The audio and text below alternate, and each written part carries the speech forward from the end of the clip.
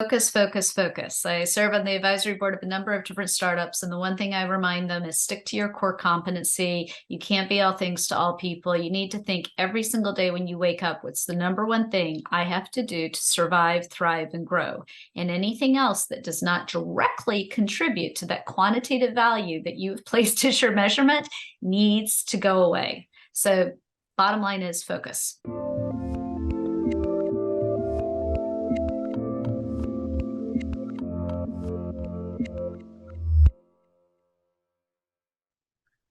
Hey everyone, this is Devin Miller here with another episode of The Inventive Journey. I'm your host, Devin Miller, the serial entrepreneur that's grown several startups into 7- and 8-figure businesses, as well as the founder and CEO of Miller IP Law, where we help startups and small businesses with their patents and trademarks. If you ever need help with yours, just go to strategymeeting.com, grab some time with us to chat, and we're always here to help. Now, today we've got another great guest on the podcast, Lisa Gable. And as a quick background to Lisa, so went into college doing international relations, and then did the graduate school, I think, in national security studies. Went to work for the Reagan administration, and then after that, I went to work for Intel, helping the troubleshoot problems, and then developed a system system for Intel to manage some of their brands and transition those. And then after that, built a business helping companies to transition their brands as well. So with that much as an introduction, welcome on the podcast, Lisa.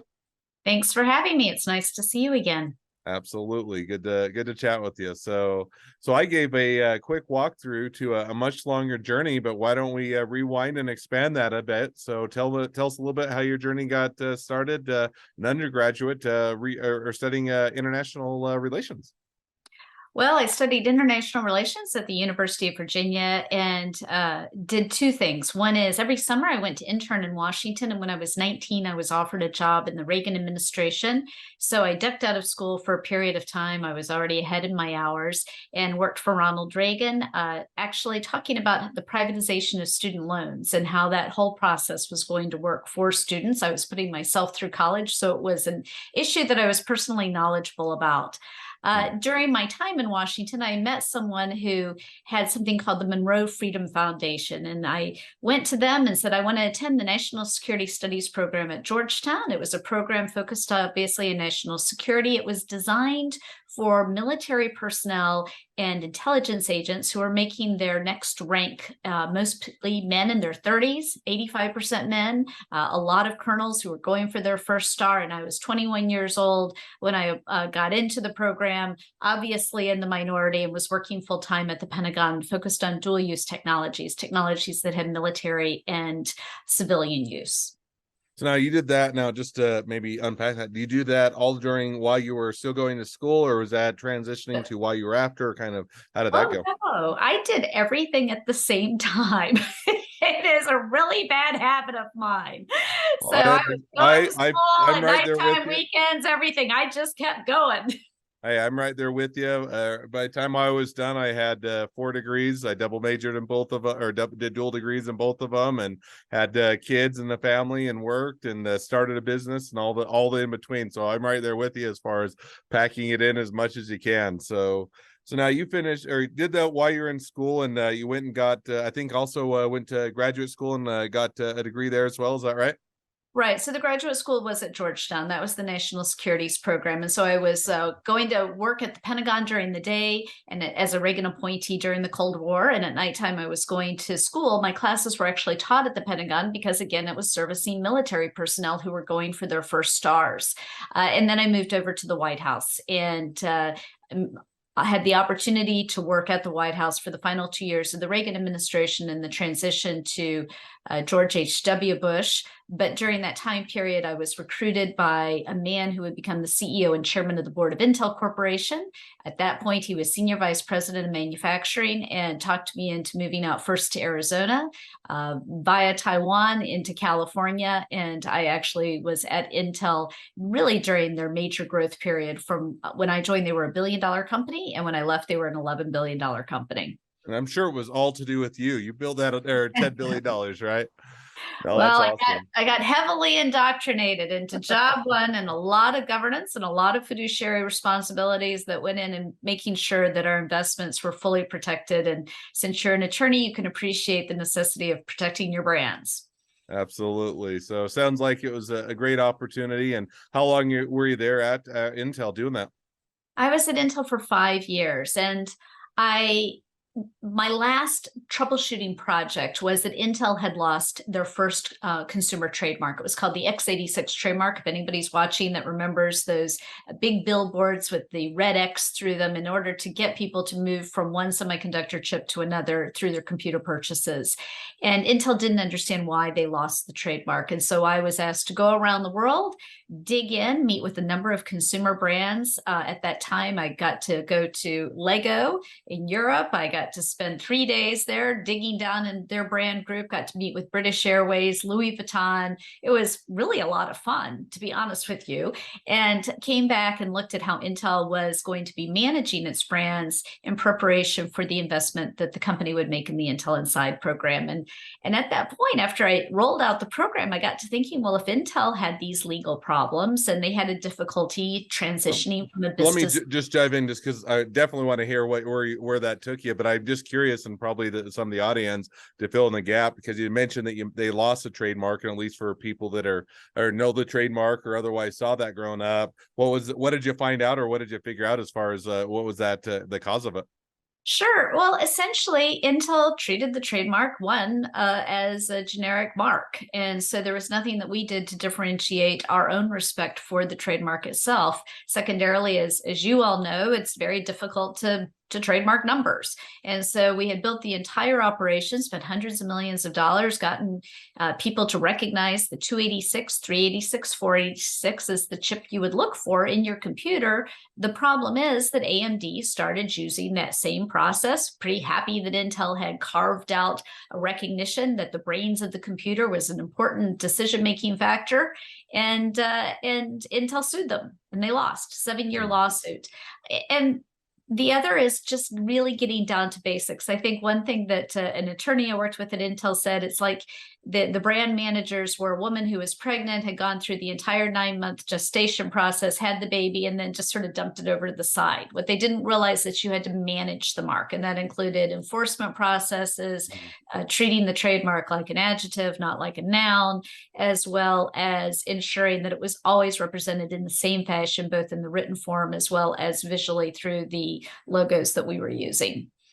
No, it makes perfect sense, and certainly resonates with the my understanding of trademarks. But it's fun to hear kind of and filling that in a bit with the audience. So you were saying that as you kind of wrapped up that project, you kind of thought maybe that other businesses would have the same issue, or it would be kind of that niche or gap where a lot of them could benefit from kind of what you learned. So turning it back over to you, or picking up from there, kind of tell us how what you figured out.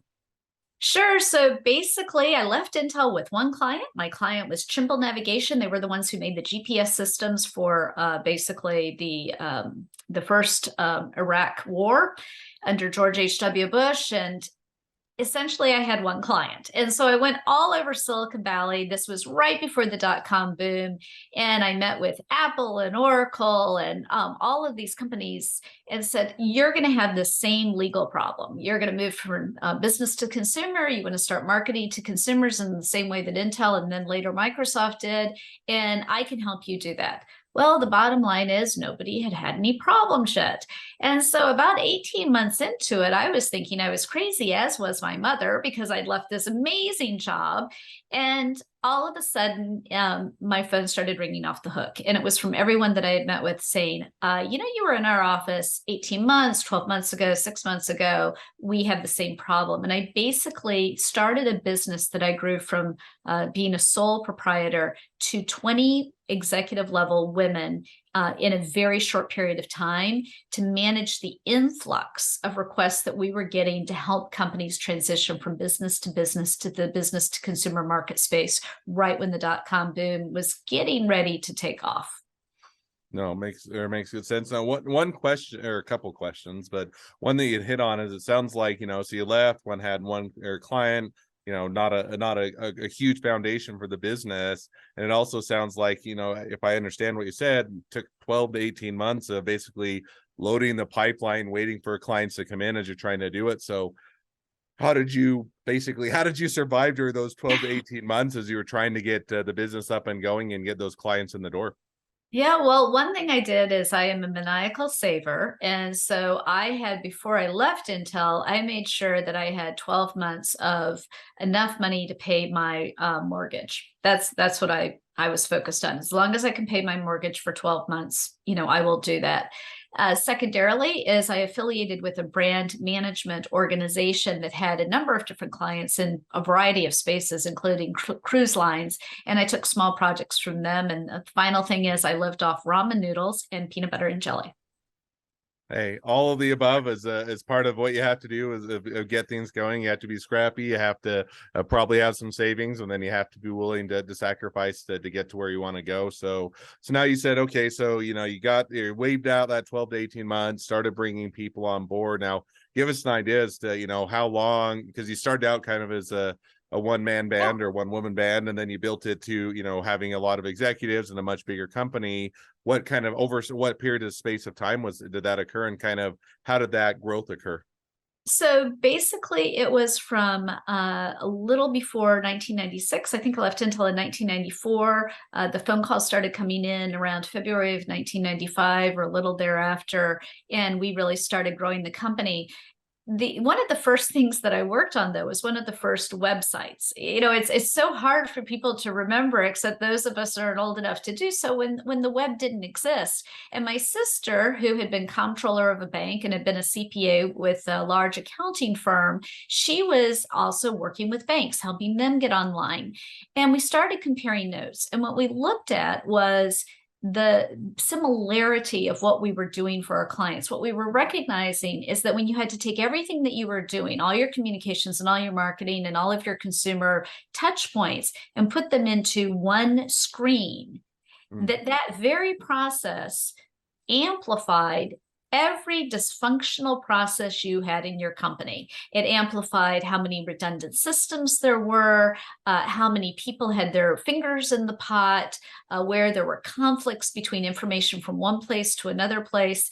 And so we basically joined forces and we built a virtual firm. It was one of the first virtual firms. And the second thing we did is that because we were both in our 30s, we hired women who mostly were mothers. They were MBAs from Wharton and Harvard. They'd been vice presidents at companies like Apple Computer and Oracle. And we brought those women in and we said, look, we'll put teams of people together. You can work out the time so that you're always available to the client. But if you've got a kid that you need to, pick up at noon, and you have a child you need to pick up at 3, as long as you guys figure it out, you do the project. And if you're staying up after the kids go to bed and finishing out the project for the client, we're all happy.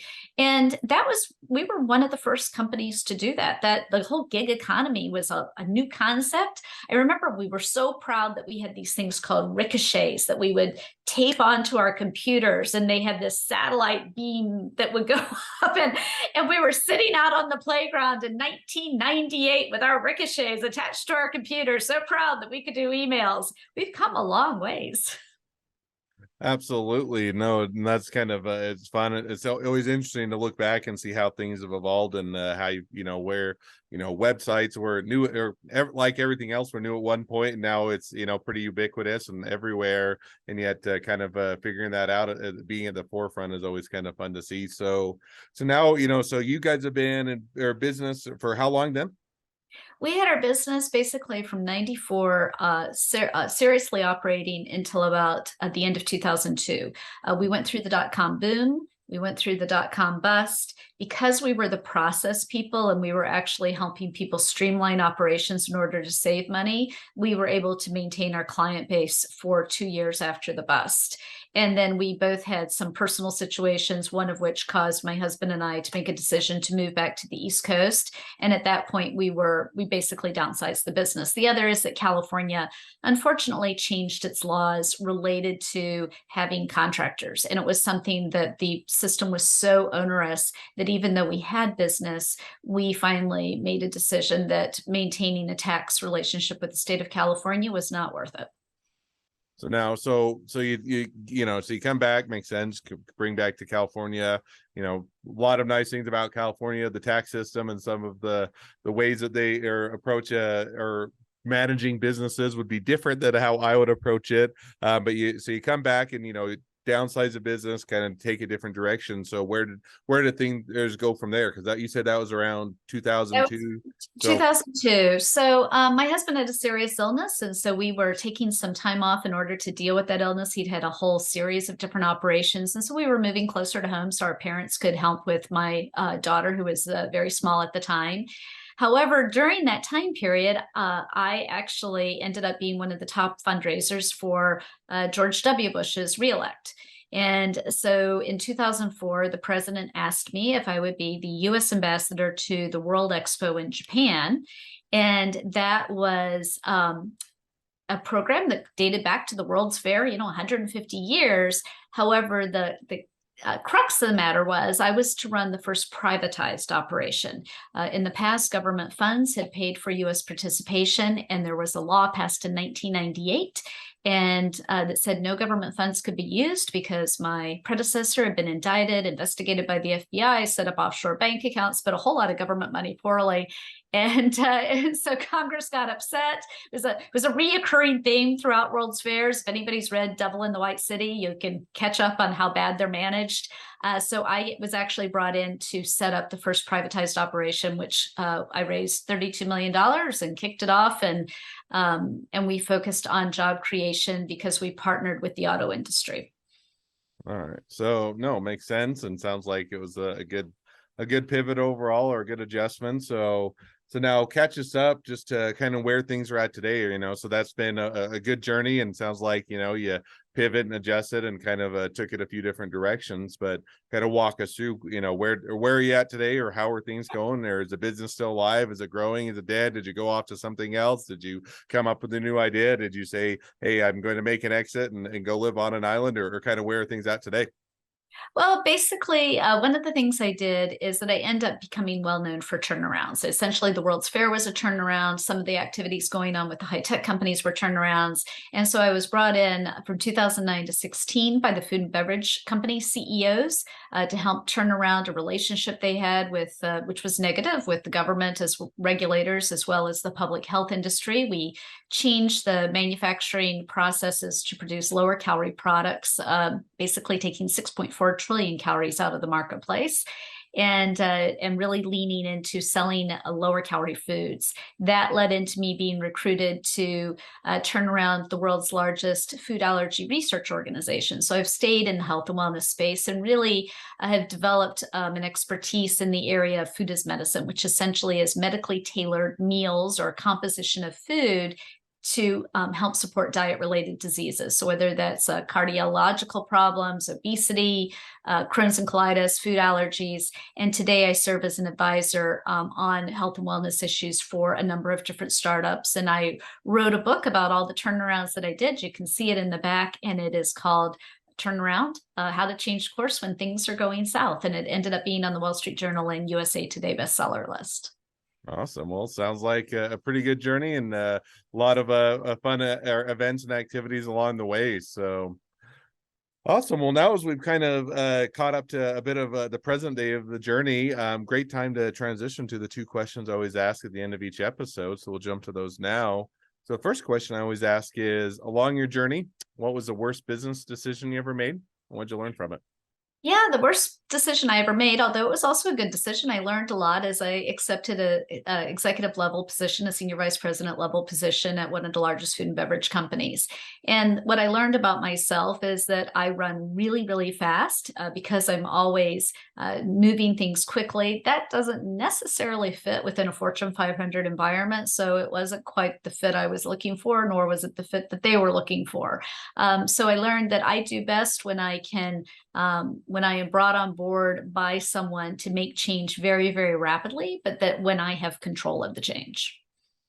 All right. Well, good mistake to learn from, and great, definitely a great takeaway. So now the second question I always ask is, if you're talking to somebody that's just getting into a startup or a small business, what would be the one piece of advice you'd give them?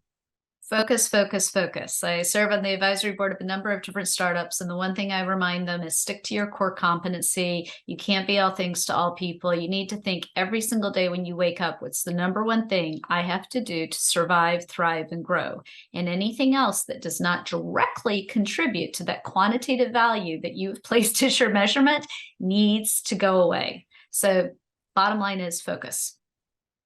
I definitely agree, and I think that's sometimes a lot easier said than done. I mean, as if you're entrepreneurial, you're creative minded, and you do like that, you see opportunities, you have ideas, and you want to pursue them, and yet, sometimes it can be a good extension of a business, but oftentimes it puts you down the path of being defocused or having too many irons in the fire, and otherwise not focusing on the core competency to make the company a success. So I think it's a great takeaway.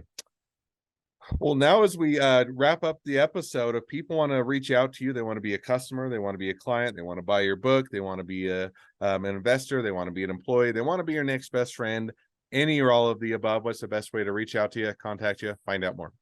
Yeah, I have a speaking site. It's lisagable.com. So I'd love to speak for any of your companies that are interested. I have a wide variety of messages that I can bring forward due to my very interesting background. Secondarily is connect with me on LinkedIn. I do answer my emails or the messages that I receive from people. So you can just find me at Lisa Gable on LinkedIn, and then on Instagram and Facebook and Twitter, Lisa Gable Official. So I love to hear from people, love to speak. And so just give me a buzz. Awesome. Well, I definitely encourage people to reach out, connect up, check out the book, or engage, and if nothing else, make a new best friend. So with that, thank you again, Lisa, for coming on the podcast. It's been fun. It's been a pleasure. Now, for all of you, the listeners that are out there, if you have your own journey to share and you'd like to be guests on the podcast, we'd love to have you. So just go to inventiveguest.com, apply to be on the show. A couple more things as listeners. Make sure to click share, subscribe, and leave us a review. Helps us to make sure we can share these journeys with even more startups and small businesses to help them along their journey to success. And on that note, if you ever need help with your patents, your trademarks, or anything else along your journey, feel free to give us or feel free to grab some time with us at strategymeeting.com. We're always here to help. Well, thank you again, Lisa, and wish the next leg of your journey even better than the last.